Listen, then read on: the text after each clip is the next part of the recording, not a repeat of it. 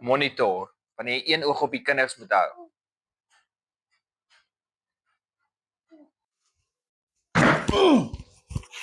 Kursor, moet jy saggies in jou kop doen, sodat die kinders nie fikere woorde leer nie. Download. Dit wat jou kind jou gelos het 3 ure gelede. Daar was harde skei. Harde ware, die harde speelgoed wat op die grond gelos word. Software, die sagte speelgoed wat rondlê in die huis. Dankie. Byte, die eerste app wat jy vir jou kind gee. Megabyte, as jou kind te veel byte het. Windows, die klank wat jy maak, as jy uiteindelik 'n oog kan knip.